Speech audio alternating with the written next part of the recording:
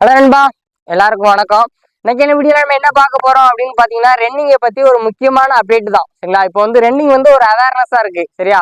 ஒரு சிலருக்குலாம் வந்து பாத்தீங்க அப்படின்னா, ஒரு நாளைக்கு வந்து நம்ம ஒரு வாக்கிங்கோ ஜாக்கிங்கோ ரன்னிங்கோ பண்ணல அப்படின்னா அந்த நாளே வந்து பாத்தீங்கன்னா ரொம்ப ஒரு ஸ்ட்ரெஸ்ஸா போகும்.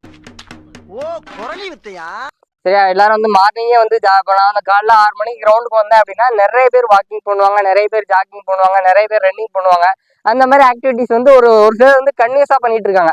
அது வந்து அவங்களோட வந்து ஃபேட் லாஸுக்காக இருக்கலாம், அல்லது ஏதாவது அவங்களுக்கு டிசீஸுக்கு வந்து டாக்டர் வந்து வாக் பண்ண சொல்லியிருக்கலாம், ஜாக் பண்ண சொல்லியிருக்கலாம், ரன்னிங் பண்ண சொல்லியிருக்கலாம், ஏதாச்சும் ஒரு பிசிக்கல் ஆக்டிவிட்டிஸ் பண்ண சொல்லியிருக்கலாம். சரியா? இந்த மாதிரி ஒரு சில நிறைய பீப்புள்ஸ் வந்து பாத்தீங்கன்னா இது வந்து அன்றாட வாழ்வியலா கன்னியூஸா பண்ற ஒரு ஆக்டிவிட்டிஸா பிசிக்கல் ஆக்டிவிட்டி ஆயிட்டு. சரியா? மார்னிங் ஈவினிங் இப்போ மணி வந்து ஒரு 5:25 ஆகுது. இன்னொரு 1/2 hour கழிச்சு 6 மணிக்கு மேல வந்து பாத்தீங்க அப்படின்னா கிரவுண்ட்ல ஒரு 200 பேர், மேக்ஸிமம் ஒரு 100+ மேல நிறைய பேர் வாக்கிங் பண்ணுவாங்க, ஜாக்கிங் பண்ணுவாங்க, ரன்னிங் பண்ணுவாங்க. சரியா?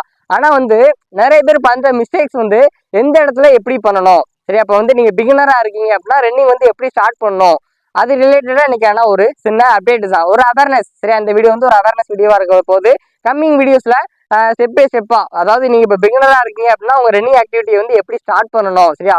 zone 1னா என்ன, zone 2னா என்ன, zone 3னா என்ன, zone 4னா என்ன, zone 5னா என்ன. சரியா? zone 1 யார் யார் யூஸ் பண்ணணும், எப்போ யூஸ் பண்ணணும், எப்படி யூஸ் பண்ணணும், zone 2 யாரெல்லாம் ஓடலாம், zone 3 எப்போ ஓடணும், zone 4 எப்போ ஓடணும், zone 5 எப்படி ஓடணும். சரியா?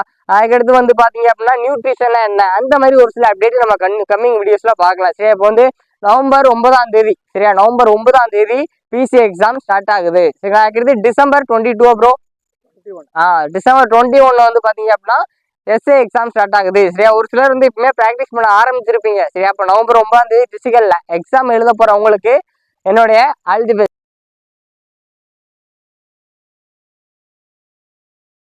சரியா? நல்லா பண்ணுங்க, எதை பத்தியும் கவலைப்படாதீங்க, கண்டிப்பா நல்லதே நடக்கும், வெற்றி நிச்சயம். சரியா? எவ்வளவு எஃபோர்ட் போட முடியுமோ அவ்வளவு எஃபோர்ட் நீங்க கண்டிப்பா போட்டு படிச்சிருப்பீங்க. இனிமே ரிமைனிங் உள்ள ஒரு 3 or 4 days ரிவிஷன் மட்டும் பண்ணுங்க. ரொம்ப லாஸ்ட் 3 days லாஸ்ட் 4 days ரொம்ப எஃபோர்ட் போட்டு படிக்க வேண்டாம், நல்லா பண்ணுங்க. All the best. சரியா?